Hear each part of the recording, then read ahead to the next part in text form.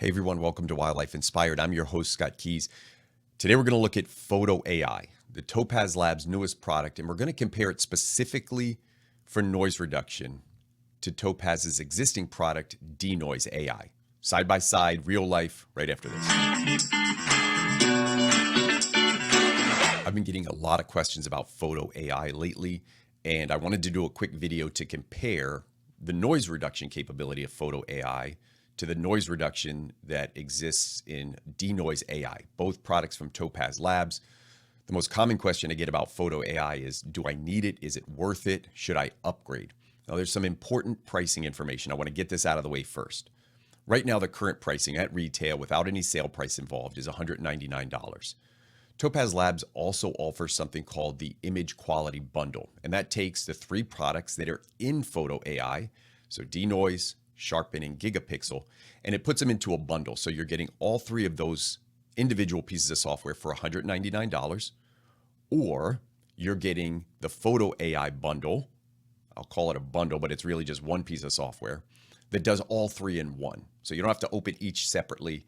When you get PhotoAI, all three are bundled into one piece of software. So instead of three individual pieces of software, you get the one, same price. Now here's a couple of things to know about that.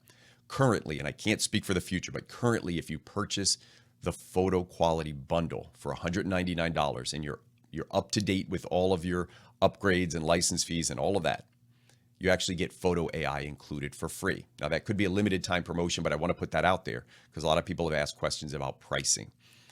So in my first video I did on PhotoAI, I did an overview of the product and I put some pricing information in there, some specifics from Topaz Labs. So you can reference that video if you have more questions about PhotoAI. The purpose of this video, however, is to really look at the noise reduction.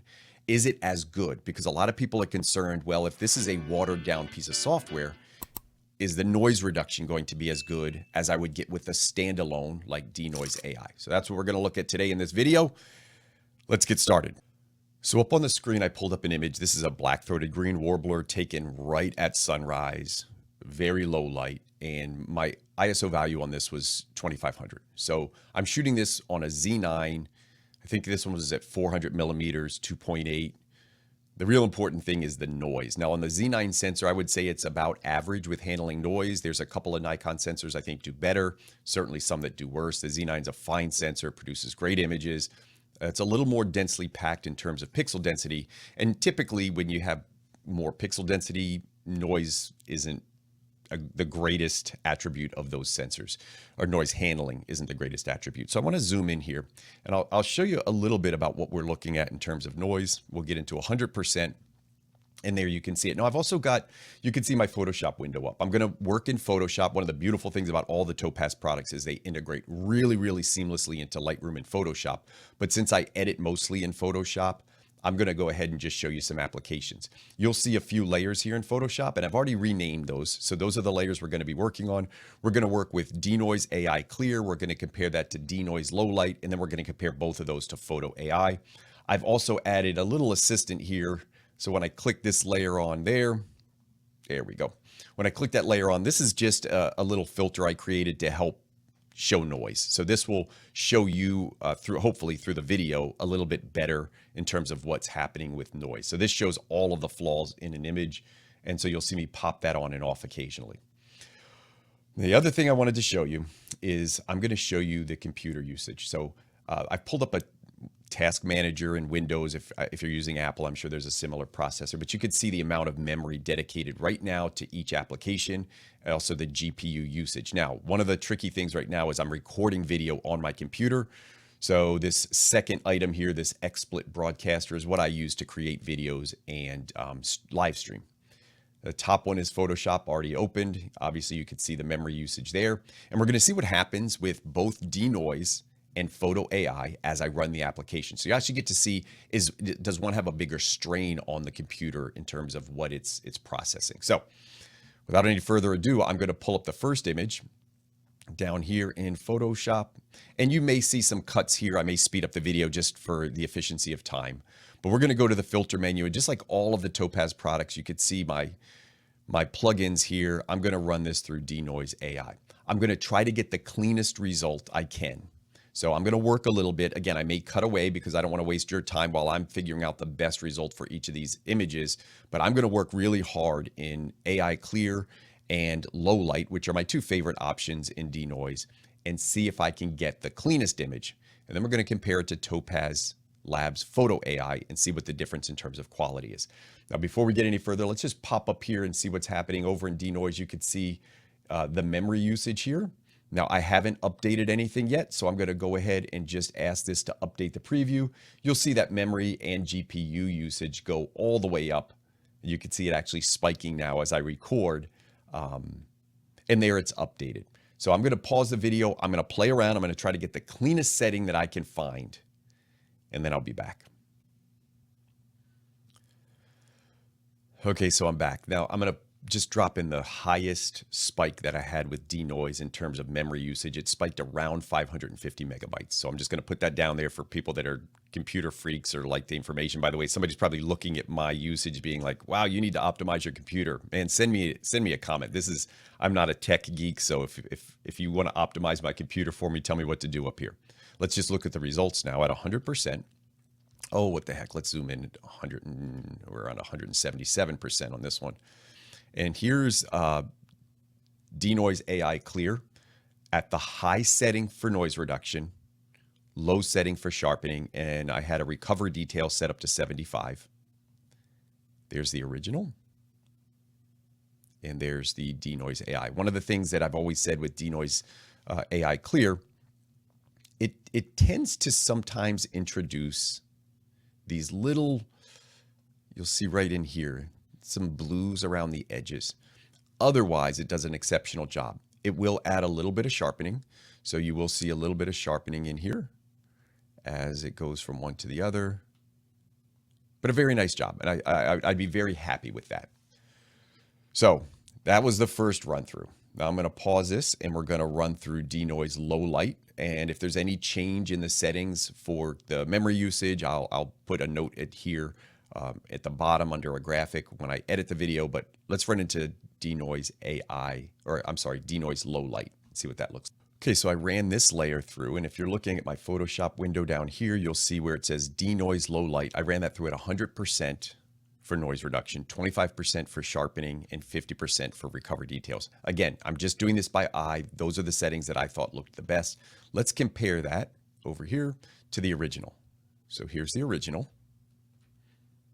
And there's the low light. Let's compare low light to AI because I do want to just show you the difference when you use AI Clear. So this is low light. And there's AI Clear. You can see AI Clear generally attempts to sharpen a little bit, even though I had the sharpen settings turned down to low. And you will see a little bit more blue introduced in a few of the areas. So as it attempts to sharpen, it tends to also add that little bit of blue and cyan. That's something I've experienced forever with Topaz AI Clear.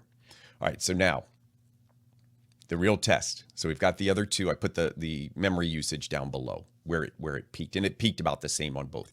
As I was opening and using the application, it was around 350 megabytes. As it processed and updated the image, it went up to about 550, but then the program closes out, and so that memory is freed back up. Let's take a look at PhotoAI, and let's see what PhotoAI now does. So I'm going to create another layer here, and I'm going to go ahead and I'll show you this so you'll see this one real time. I'm going to hit PhotoAI, and it's going to open. And then we'll look over here at the memory usage above me, and let's just see if it uses up more memory. You would think it would because it's got more software behind it. It's 3 of those software packages into one.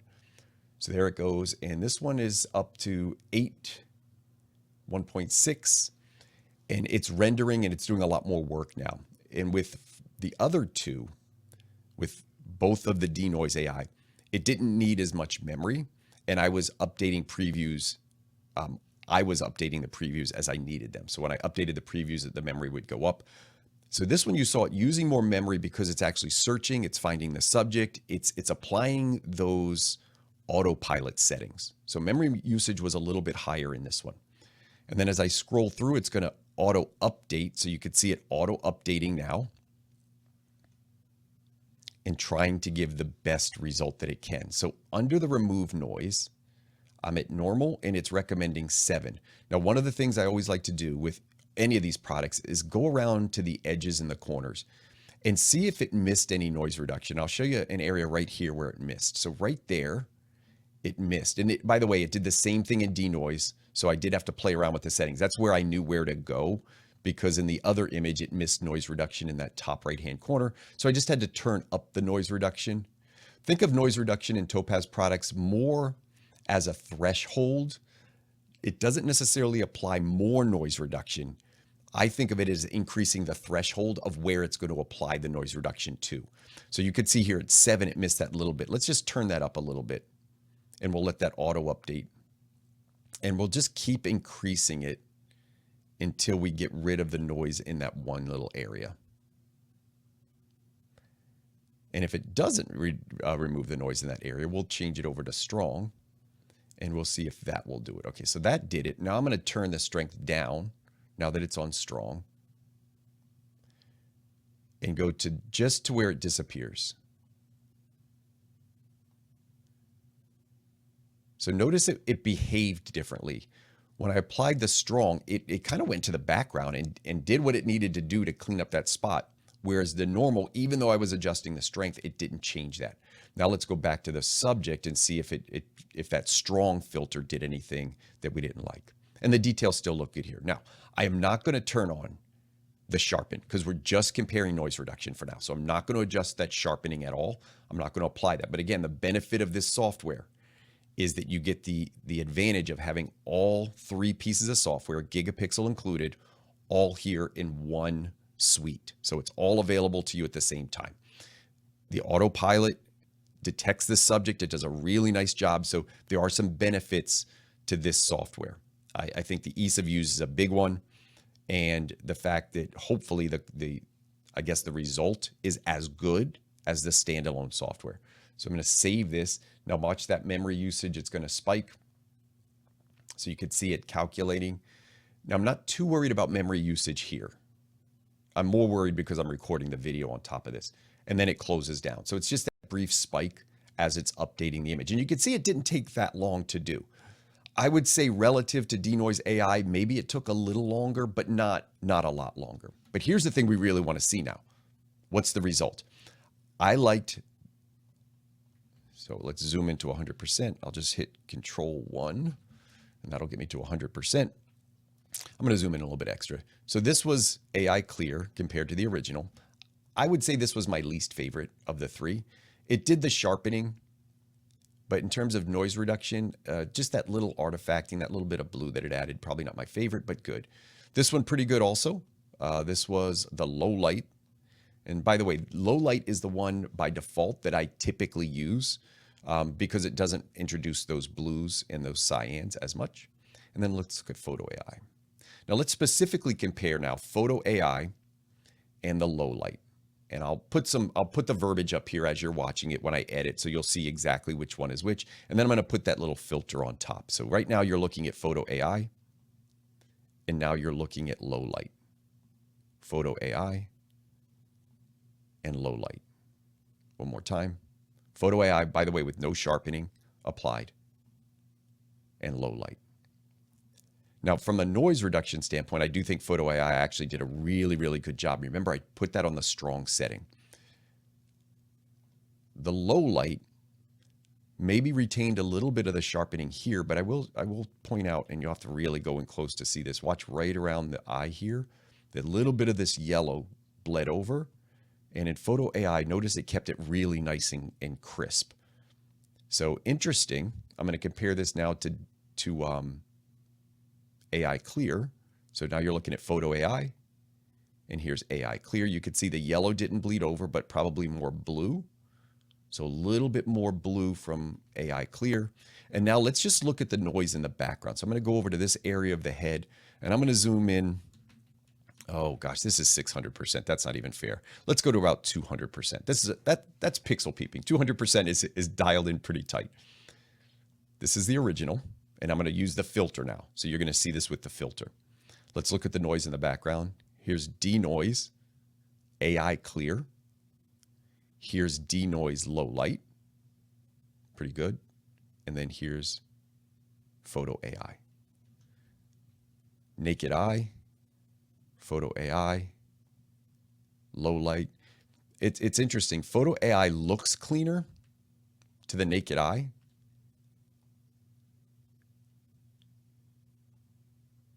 With this filter applied, it's probably a toss-up. They look a little different with this filter, but I'd say it's about a toss-up. Naked eye, I'd say Photo AI looks as good, if not cleaner. So, comparison. I'm going to turn this off and just do a quick recap here. I'm going to put some images up on the screen. I'll do 100% crop, and I'll put those images up on the other side so you can actually see them stacked against each other. What does it look like? So these are real life comparisons. I will tell you my experience over the past several weeks, and doing this video, I hope it showed. I think Photo AI is at least as good as Denoise AI. So in the bundle, it appears to perform at least as well as the standalone Denoise AI. So the advantage is you can do that sharpening in one stop with Photo AI, or you can choose to use Denoise as a standalone, sharpen as a standalone, and then of course gigapixel is kind of thrown in there if you ever need the upsizing. One important thing to remember, if you own all three pieces, Photo AI right now, again, with that pricing, is going to be included free to you. You're going to log into your account. I've got affiliate links down below. So do me a favor, hit the affiliate link first, then log into your account. And you can actually add Photo AI to your cart, and it will prorate all the other software that you own. So you won't be paying $199 if you own other software included in the image quality bundle. So if you own any of these three pieces of software that we talked about today, it's going to be prorated. And in fact, if you own all three and everything's up to date, you may be eligible just to get this for free. Now, my practical experience in using this for a few weeks now. I am using it now instead of Denoise AI. Now, I own it, so I have the choice. If I were to say, am I going to go out and buy it separately? I think it seems like a smart move right now to go out and just get the image quality bundle and pay the same price and then just get this thrown in for free. But again, you do have to check that because I don't control pricing. I can only give you what's in Topaz promotions right now. That could change. So if you have all three, certainly take advantage of it. If you're missing one of those pieces, now could be a good time to add that into the image quality bundle and then look at getting this Photo AI thrown in at no cost.